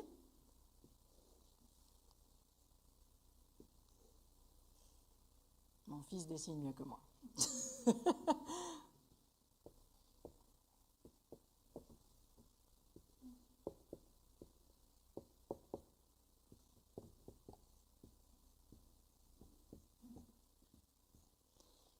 Prochaine fois, il y aura le stand pour le tableau, par la grâce de Dieu. J'ai fait 3 cercles. Oui, oui, je vais réussir, merci. Le plus grand, le corps. Au milieu, l'âme. Et à l'intérieur, l'esprit. Et ceux qui savent, pour le tabernacle de Moïse, c'était un peu comme ça. C'était le lieu saint, la grande cour, et the Holy of Holies. Comment t'appelles? Le Saint des Saints, the Holy of Holies. Voilà. Donc c'est un peu la même chose. Mais là, l'esprit, c'est là où on a le Saint-Esprit. Ok? Je vais y arriver. Dans l'âme, vous avez tous les méchants démons. Parce que c'est là qu'ils sont. Et maintenant, à travers l'âme, parce qu'ils sont dans l'âme, posez-moi la question où se trouve l'âme, je vais vous dire je ne sais pas. D'accord? La réponse c'est je ne sais pas. Mais je sais où est mon corps, je ne sais pas trop où est mon esprit, mais je sais et j'espère que le Saint-Esprit vit dedans. D'accord? Là où il y a votre esprit, les démons ne peuvent pas être dedans. C'est pour ça que j'insiste avec les personnes avec qui on prie, vous avez l'Esprit de Dieu. Ce n'est pas parce qu'il y a un démon que vous n'avez pas l'Esprit de Dieu. D'accord? Il est dans une autre sphère. Et en étant dans cette sphère-là, l'âme, ce qui arrive à voir, par exemple, si vous avez un esprit d'immoralité sexuelle, okay? Ou un esprit de peur, ou un esprit d'infirmité, il y en a tellement, ok? Il va affecter le corps, sac. Il va vous faire quoi? Des bêtises. Fornication, j'ai dit bêtises, mais c'est léger. Ou commettre des crimes, viol, ok? Pédophilie, Désolé, masturbation, pornographie, bla, etc., etc. Peur, il va vous donner des angoisses. Les angoisses, ça se répercute sur votre corps. Des fois, vous tremblez, vous ne dormez pas la nuit, insomnie, etc. Ça influence le corps. Et les infirmités, je n'ai pas besoin d'expliquer. Maladie, douleur, etc., etc. Vraiment, la prochaine fois, il faut le stand. Bref, voilà. Donc, où est-ce qu'ils habitent? Dans l'âme. OK? Et ils influencent le corps. OK? Et l'âme, je vais terminer dessus, c'est les pensées, les émotions et la volonté. Non, pardon, c'est pas la volonté, pardon. Les pensées, la volonté. Attends. Ah, je me demande mon... Tu peux me donner le machin? Oui. Vous voyez, vous comprenez le principe. Oui? Vous suivez le principe. D'accord? Et donc, ici, là, et c'est là le point culminant pour les chrétiens, les démons ne peuvent pas pénétrer. Ils ne peuvent pas pénétrer. C'est pour ça que les chrétiens cherchent la délivrance, parce qu'ils arrivent, parce que leur esprit n'est pas habité par les démons. OK? On avance. Et on peut vraiment, dans les pensées, on peut vraiment créer des forteresses où on a des pensées, des opinions, des philosophies, des attitudes, des valeurs qui résistent à la vérité de Dieu. C'est vraiment des convictions qui s'élèvent contre la connaissance de Dieu, mais aussi des convictions qui gardent les personnes captives. OK? Des forteresses. Et les forteresses donnent aux démons une sorte de protection, un moyen de rester chez la personne. Il y a l'accès, la porte d'entrée, le péché, les malédictions, aussi ça. Après, il y a les forteresses dans la tête des gens. Et dans la Bible, Paul parle des forteresses dans 2 Corinthiens 10, 3 à 5, et c'est le seul endroit, si je ne m'abuse, où les forteresses sont mentionnées. Enfin, les forteresses, en tout cas, dans ce sens-là. Où il est écrit « Si nous marchons dans la chair, nous ne combattons pas selon la chair, car les armes avec lesquelles nous combattons ne sont pas charnelles, mais elles sont puissantes par la vertu de Dieu pour renverser des forteresses. Nous renversons les raisonnements et toute hauteur qui s'élève contre la connaissance de Dieu et nous amenons toute pensée captive à l'obéissance de Jésus-Christ. » Les forteresses, je reviens à cette pensée que j'avais mentionnée avant dans Éphésiens 4, les forteresses, c'est défini dans le Larousse comme un lieu fortifié, un endroit, un lieu, okay, ou une citadelle, une place forte, okay, ou un lieu qui défend et qui protège. Okay. Ça revient à cette idée où c'est un endroit, un lieu où ils peuvent rester. Okay. Et c'est fort parce que c'est dans la tête de la personne. C'est la pensée de la personne. Je ne parle pas du démon, là. Hein. Je parle d'un système de pensée, de croyance dans la tête. Okay. Maintenant, il y a un processus pour démanteler les forteresses. Okay. Il s'agit de ramener les pensées captives à l'obéissance du Christ. Okay. Mais c'est vraiment un processus de renouvellement de l'esprit. OK?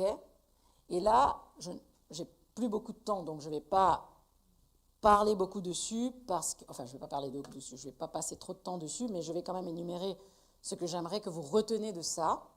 C'est que quand il s'agit des forteresses, là, on n'est pas juste en train de parler de chasser un démon. C'est vraiment c'est pour ça, la délivrance, ce n'est pas que l'exorcisme. L'exorcisme, c'est chasser les démons, expulser les démons. Mais la délivrance, c'est un travail qui va plus loin. Parce que des fois, la personne a besoin de guérir, de tout ce que le démon a pu, ou les démons ont pu, injecter dans la personne. Okay? Des faux raisonnements, des mensonges, des peurs, des habitudes, des attitudes, un style de vie qu'il faut changer maintenant. D'accord? Et ça, il faut briser. Paf, paf, paf, avec un manteau. Et des fois, ça prend du temps. Des fois, ça prend du temps. OK? Moi, j'ai fait des distinctions entre des démons et des forteresses, mais comme j'ai dit, je ne vais pas rentrer dedans. Juste, je vous dis ceci. Par exemple, une porte peut être fermée en une fois. Mais les forteresses, souvent, ça prend du temps. Les portes peuvent être fermées en une fois. Tu arrêtes de faire quelque chose que tu sais est un péché. Mais après, les conséquences de ce péché, ça prend du temps après de guérir et de changer les habitudes et les attitudes, etc. D'accord?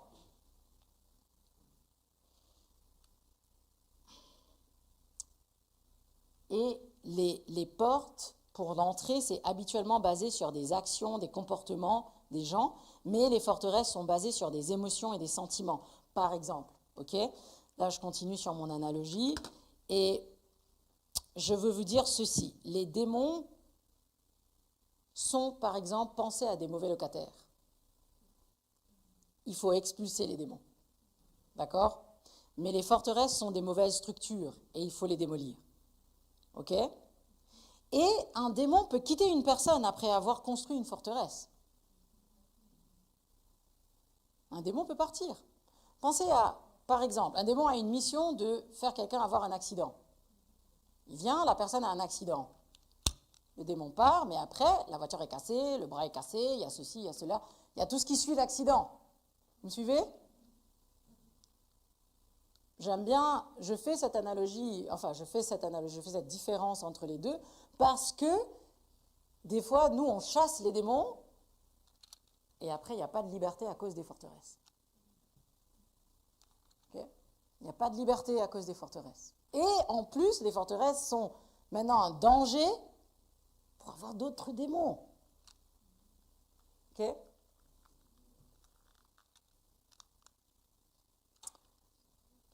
Maintenant, vraiment, j'arrive à la fin. Les démons sont légalistes, ils ont besoin d'un moyen pour rentrer et ils ont besoin d'un droit pour rester.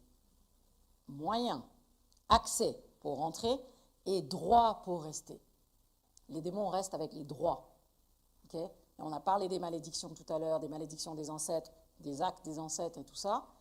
Par exemple, la franc-maçonnerie d'un ancêtre peut être un droit pour un démon de rester chez quelqu'un. Okay? Bien sûr, on peut le briser, mais encore faut-il le découvrir. D'accord?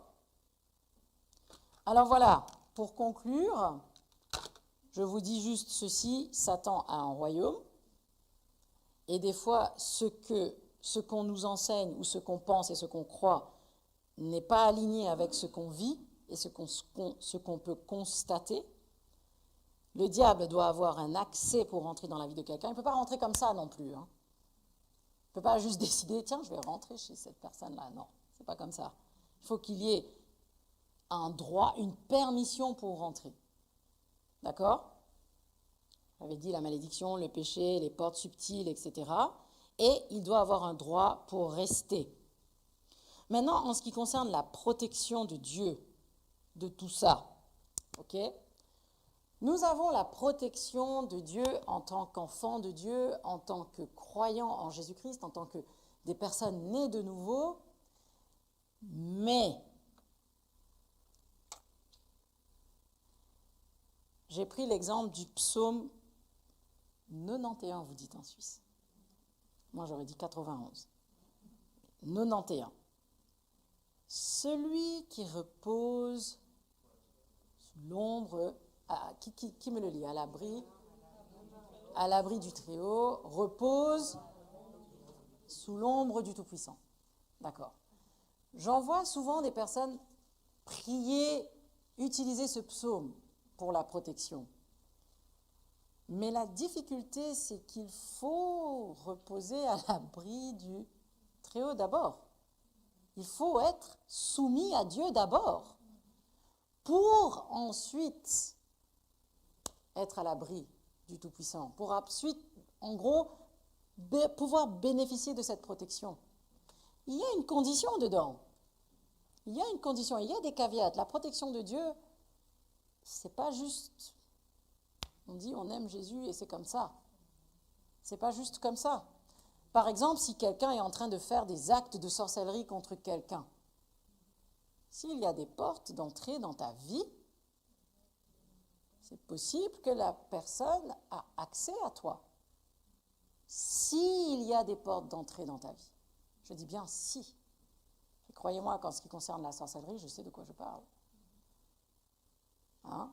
On pense qu'on est protégé, barricadé comme ça, mais ce n'est pas toujours le cas. Parce que vous savez, le diable et les démons, ils ne sont pas fair play, ils ne sont pas justes dans la manière qu'ils vont jouer le jeu. D'accord? Ils ont une petite fenêtre dans votre fenêtre, ils vont rentrer. Ok? D'accord? Maintenant, tout ça, écoutez, tout ça, c'est pour vous donner des informations, mais sachez que nous avons la rédemption et nous avons surtout l'autorité sur toutes ces choses-là, sur tous ces esprits-là. Luc 10, 19 est un verset pivot du ministère de la délivrance. Voyez, je vous donne l'autorité de marcher sur les serpents et sur les scorpions et sur toute la puissance de l'ennemi. Voilà, c'est sur la bannière parce que c'est le verset clé. Ok? Nous avons autorité sur eux. Nous avons autorité. Mais nous devons savoir comment exercer cette autorité-là. Ok?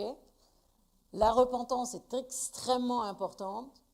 L'humilité est extrêmement importante aussi. Donc, je vais vous inviter maintenant à dire une prière de repentance avec moi et Étienne. Et on va prier pour vous. D'accord? Voilà, moi je suis arrivée à la fin de ma présentation et on va prier. Juste.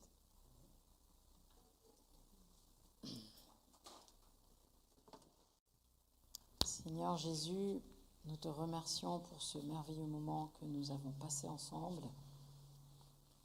dans ta présence et en étudiant ta parole. Nous te rendons grâce pour ce que tu veux faire ce soir, ce que tu as voulu faire ce soir, ce que tu es en train de faire ce soir. C'est ton projet,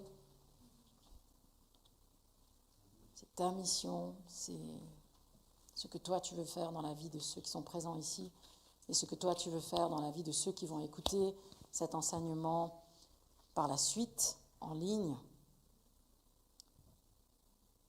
Nous te demandons, Seigneur, d'agir, d'intervenir dans la vie de tout un chacun qui sont ici ce soir, de montrer ta majesté, de montrer ta gloire, parce que toute la gloire te revient. Toute la gloire t'appartient. Nous sommes là, Seigneur, pour te servir. Nous sommes là pour apprendre et te connaître davantage. Nous ne serons pas dupés par l'ennemi, ni par ses ruses. Nous refusons toutes ces activités, tous ces plans, tous ces projets sur nous, dans le nom puissant de Jésus-Christ. Tu veux mener la repentance?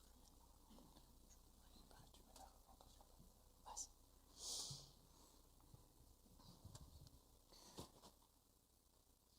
Seigneur, tu as tout accompli. Toute grâce, tout don parfait nous vient de toi et de toi seul. Mais tu nous appelles à nous saisir par la foi de cette liberté. Seigneur, tu vois les cœurs de tous tes enfants dans cette salle. Tu vois nos cœurs. Seigneur, que nous puissions avoir une attitude humble, un cœur bien disposé devant toi, afin que ton esprit puisse faire grâce, parce que tu fais grâce aux humbles, mais tu résistes aux orgueilleux. Seigneur, si nous sommes là, c'est pour te rechercher toi, manifester ton nom, ta grâce, ta puissance. dans nos vies, pas pour qu'on puisse dire « Ah, j'ai vécu ceci ou cela », mais pour pouvoir élever ton nom. Oui, Seigneur, je veux prier pour un cœur touché par toi, des pensées renouvelées par toi, Seigneur. Que nous puissions entrer dans quelque chose de nouveau dans cette région afin que ton nom puisse être glorifié, que nous puissions être libérés en tant que peuple pour te servir ici en Valais. Et Seigneur, nous nous en remettons aussi pleinement et entièrement à toi, en ton nom et pour ta gloire. Amen. Amen. Je vous invite à répéter après moi, si vous êtes d'accord, pour faire la prière de repentance. Père éternel, merci pour Jésus. Il est mon sauveur. Je suis heureux ou heureuse d'être né de nouveau. Je reçois Jésus-Christ à travers la foi aujourd'hui. Et Seigneur, je demande pardon pour mes péchés, pour les péchés de mes ancêtres. J'y renonce et je dénonce leurs péchés et mes péchés. Et je me retire de toutes les malédictions qui en découlent. Je pardonne. Je choisis de pardonner toutes les personnes qui m'ont blessé, qui m'ont menti, qui m'ont déçu, qui m'ont fait du mal. Je me repens de la colère, de l'envie, de l'amertume, l'occultisme, le désir impur, l'idolâtrie et de tous mes péchés.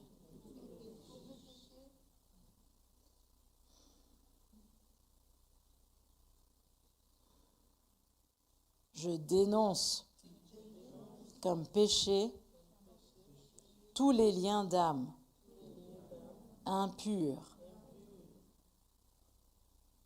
Et parce que Jésus est mon Sauveur et mon Seigneur, je choisis d'être libre. Et je serai libre. Au nom de Jésus. Amen.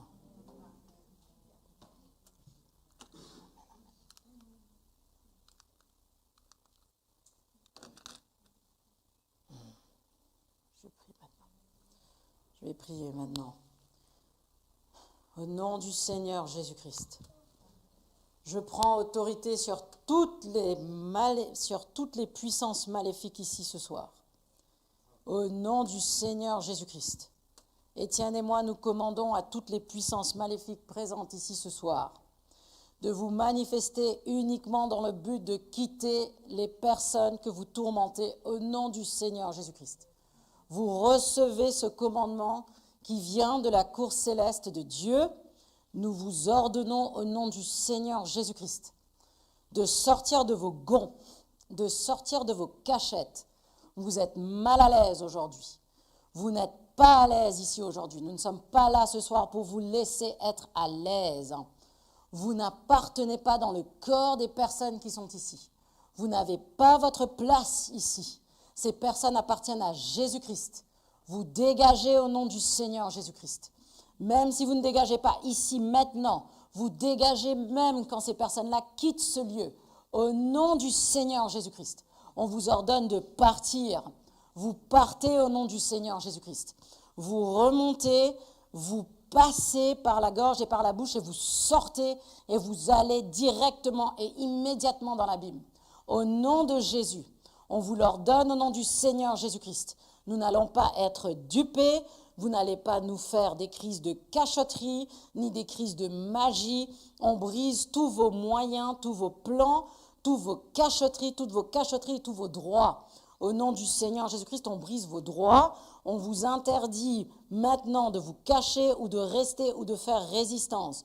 Je sais que vous entendez le son de ma voix. Je sais que vous m'entendez.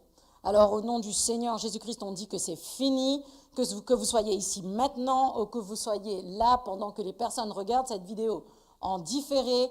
Au nom du Seigneur Jésus-Christ, on met le grappin sur vous ce soir. On dit que vous partez au nom du Seigneur Jésus-Christ.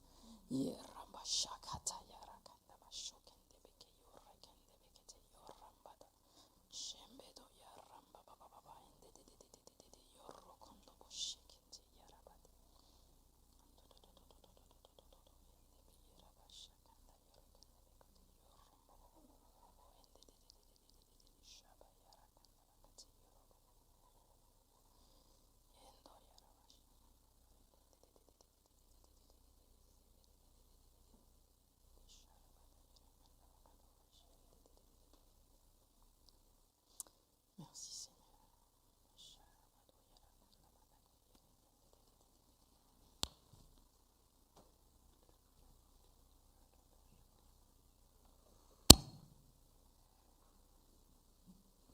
Seigneur, nous voulons d'avance te rendre gloire, élever ton nom, glorifier ton nom, parce que tu as fait dans nos vies, car chaque personne qui est ici, qui te connaît, c'est une vie transformée, sauvée par toi. Et rien que pour cela, Seigneur, il y a de la joie dans le ciel pour un seul qui se repent. Mais Seigneur, s'il y a qui que ce soit dans cette salle qui sent le besoin d'aller plus loin, de chercher à recevoir ce que tu veux leur donner, une délivrance, une liberté entière, pleine, totale. Seigneur, que tu puisses venir par ta puissance, mais aussi par ta douceur, venir frapper au cœur. Montrer s'il y a des choses, des droits, des réalités sur lesquelles il faut se repentir, sur lesquelles il faut demander que des forteresses tombent. Que la grâce du Seigneur soit sur chacune et chacun. Mais Seigneur, comme nous l'avons aussi rappelé ce soir, nous ne voulons pas être dupés, nous ne voulons pas être aveuglés. Car notre ennemi, qui est ton ennemi avant tout, rôde, mais il est déjà vaincu. Et Seigneur, c'est cette victoire que je veux réclamer en ton nom pour tous mes frères et sœurs dans cette salle. Seigneur, que ta puissance vienne toucher, vienne révéler. Si, Seigneur, il y a des personnes qui vivent dans une angoisse, qui vivent dans la peur, Seigneur, que tout esprit de peur, tout esprit d'angoisse soit maintenant lié, condamné, démasqué. Et Seigneur, tu nous le dis aussi que c'est chacun qui doit venir vers toi. Toutes les personnes qui ont été délivrées d'esprits mauvais, dans la majorité des cas, c'est l'homme qui est venu te chercher pour recevoir une délivrance. Tu as libéré tous ceux qui sont venus chercher délivrance. Alors Seigneur, nous voulons être disposés, humbles, pour avoir cette humilité de voir, Seigneur, si nous avons besoin de recevoir une délivrance. Que ce soit par des forteresses qui sont brisées, que ce soit des péchés qui soient mis à la lumière. Seigneur, toi seul sais, mais parle directement à tes enfants, afin que chacune et chacun puisse aussi grandir dans le discernement spirituel. Seigneur, nous avons tant besoin d'ouvriers dans ce canton, car tant d'hommes et de femmes sont prisonniers captifs. Seigneur, nous implorons ta grâce et ta puissance. Seigneur, manifeste ta grâce dans nos vies, dans la vie de cette ville, de tous les villages et villes où chacune et chacun habite. En ton nom et pour ta gloire. Amen.